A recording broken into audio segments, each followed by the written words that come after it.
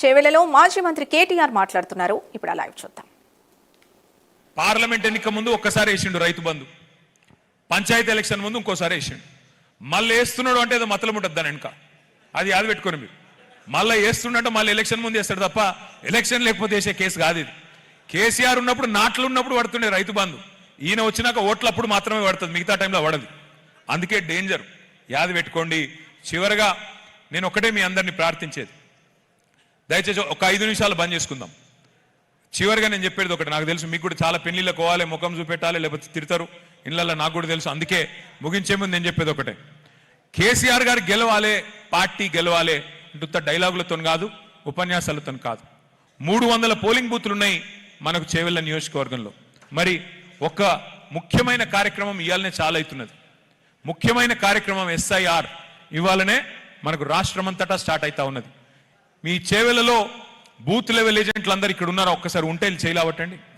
అందరూ booth level ఏజెంట్లు. మీకు ఆ పుస్తకం ఇచ్చిండ్రా అందరికీ? ఒకసారి చూపెట్టండి, పుస్తకం వచ్చిందా? జర ఒక్కసారి చూపెట్టండి, వచ్చిన వాళ్ళందరూ చూపెట్టండి. ఏం చేయండి మీరు అందరూ అంటే, ఆ పుస్తకం ఇప్పుడు ఇట్లా బండి ఎక్కంగానే ఇంటికి పోయి ఇట్లా ఇంట్లో వారేసి మళ్ళీ తీసి చూడకండి.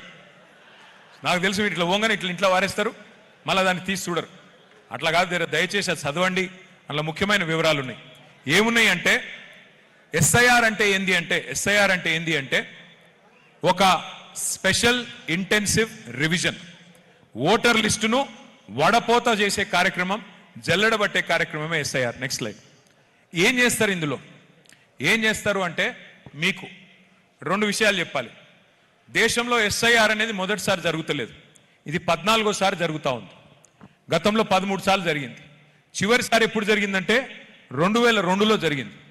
మరి 2002లో చేవెళ్ళ అనేది అప్పుడు జనరల్ కాన్స్టిట్యున్సీ, తర్వాత 2009లో SC కాన్స్టిట్యున్సీ అయింది.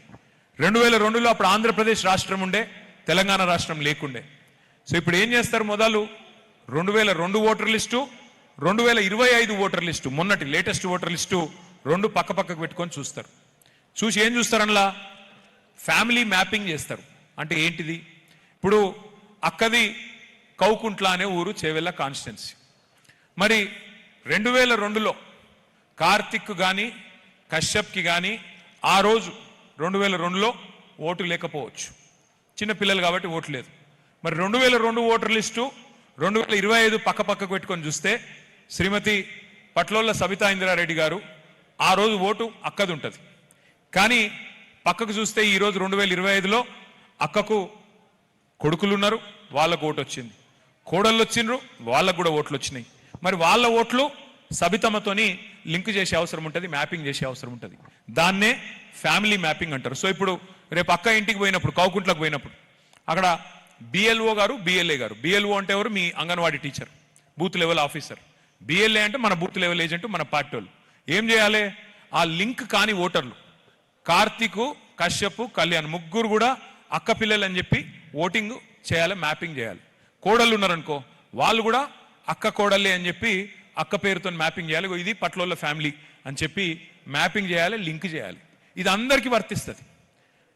సింపుల్, ఏం కన్ఫ్యూజ్ అయ్యేది లేదు. ఆ రోజుకు ఈ రోజుకు మ్యాపింగ్ చేయాలి. ఆ రోజు కొన్ని ఓట్లు లేకపోవచ్చు, వాటిని మ్యాపింగ్ చేసుకోవాలి. నెక్స్ట్, ఇది చాలా ఇంపార్టెంట్ డేట్. ఇంకో ఇవాళనే చాలా అయింది SIR. నెల రోజులు జరుగుతుంది. 24 జూలై దాకా, వచ్చే నెల 24 దాకా SIR జరుగుతుంది. రోజుకు 50 ఓట్లు మాత్రమే మనం పోవాలి. బూత్ లెవెల్ ఏజెంట్ ఎవరైతే ఉంటారో బూత్లో 1000 ఓట్లు ఉంటాయి. ఒక బూత్లో 1000 ఓట్లు. 1000 ఓట్లు అంటే ఎంత? 300 నుంచి 350 ఇండ్లు ఉంటాయి. 300 to 350 హౌసెస్. రోజుకి మీరు కేవలం 50 ఓట్లు మాత్రమే కవర్ చేయాల్సి ఉంటుంది. సీరియల్ నెంబర్ 1 to 50 మొదలు, 50 నుంచి 100 నెక్స్ట్. ఆ ఓట్ల మందం పోయి BLA గారు, BLO గారు చూసుకుంటారు. ఏం చూసుకోవాలా? 4 విషయాలు మీరు చూసేది. ఎవరన్నా 18 ఏళ్ళు నిండినా కొత్తగా ఓటు హక్కు లేని వాళ్ళు ఉన్నారా ఆ ఇంట్లో ఉంటే వాళ్ళ పేరు రాయించాలా, ఒక ఫామ్ ఎంటర్ చేయాలా, పేరు రాయించాలా, సర్టిఫికెట్లు ఇవ్వాలా, వాళ్ళ ఓటు ఎక్కిస్తారు. రెండవది, ఎవరన్నా పెద్ద మనుషులు చనిపోయితే వాళ్ళ ఓటు తీసేయించాలి.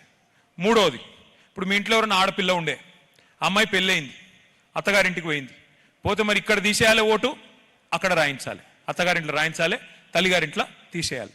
నాలుగోది, ఎవరన్నా కోడలి పిల్ల మీ ఇంటికి వచ్చింది, వాళ్ళ అమ్మగారింట్లో తీసేయాలి, మీ ఇంట్లో రాపియాలి. ఈ 4 పనులు, ఇంతకంటే ఏం చేసేదేం లేదు. కాకపోతే ఎందుకు మనం ఇంత సీరియస్గా తీసుకుంటాం ఈ ప్రక్రియను?